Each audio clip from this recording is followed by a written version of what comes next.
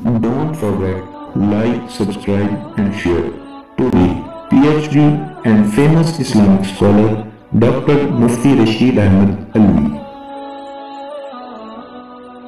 बिस्मिल्लाहिर्रहमानिर्रहीम। इसी तरह बेइतदालियों में आप देख लें, जो हमारी शादी ब्याह की जो दावतें होती हैं, आप उनका हाल देख लें।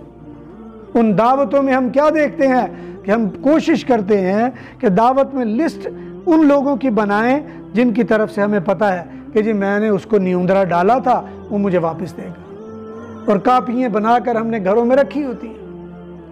ये ठीक है, एक दूसरे के ताउन का अच्छा तरीका है, लेकिन इसका नुकसान क्या है? नुकसान ये है कि हमारी दावत में हम सिर्फ उसको बुलाते हैं कि जो हमें पैसे देगा।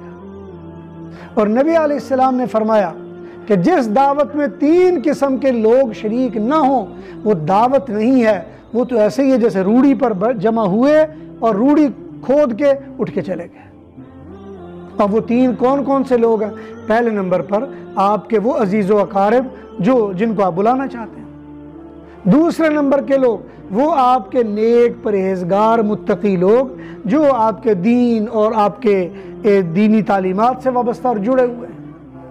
और तीसरे नंबर पर वो फ़कीर और मिस्कीन और बेकस लोग जिनको कोई खिलाना भी पसंद नहीं करता। आप ईमानदारी से मुझे बताएं, कोई दावत किसी भी निकाह में ऐसी होती हो कि जिसमें किसी फ़कीर को भी कहा जाए चलो तुम भी आ जाओ? कभी ऐसा नहीं हुआ। नेक आदमी वो सिर्फ निकाह पढ़ने के लिए आता है, और निकाह में भी वो गैरों की तरह शामिल होता है। निकाह पढ़ने के बाद वो बेचारा निकल जाता है। कभी नहीं हमने सोचा कि चलो जी कोई 2-4 नेक बंदों को भी बुला लिया जाए, 2-4 गरीबों को भी बुला लिया जाए। हमारी कोशिश तो होती है कि रिश्तेदार भी अगर गरीब है तो उसको नहीं बुलाएंगे। तो ये बेइतदालियाँ हैं जिससे अल्लाह ताला ने हमें मना किया और फरमाया इन्ना हाज़ा सिराती मुस्तकीमा, ये मेरा सीधा रास्ता है। और फरमाया फत्तबिऊ, इस रास्ते की पैरवी करो।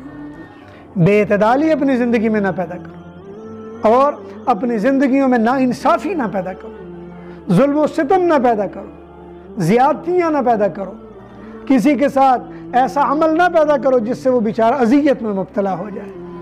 और फरमाया वला तत्तबिउस्सुबुला फतफर्रक़ बिकुम अन सबीली, और रंग बरंगे रास्ते उनके पीछे न चलना वरना तुम्हें असल रास्ते से हटा देंगे।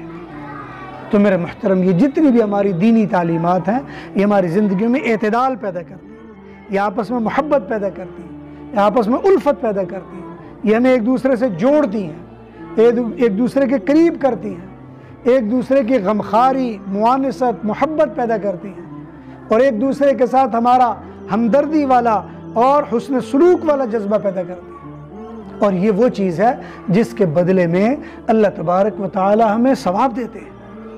आप जब भी किसी भी इंसान के साथ कोई भलाई करो तो उसके बदले में अल्लाह आपको फ़ायदा देते हैं, अल्लाह सवाब देते हैं।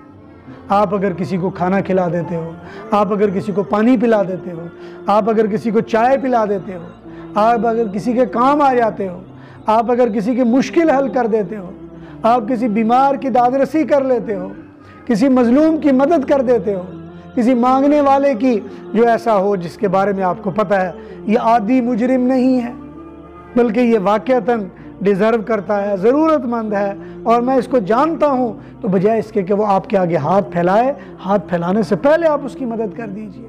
तो ये चंद चीज़ें हैं। दुआ है अल्लाह तबारक व तआला हमें इस पे अमल की तौफीक नसीब फरमाए। दीनी, इल्मी और इस्लाही बयानात सुनने के लिए मुफ्ती साहब के चैनल को सब्सक्राइब करें।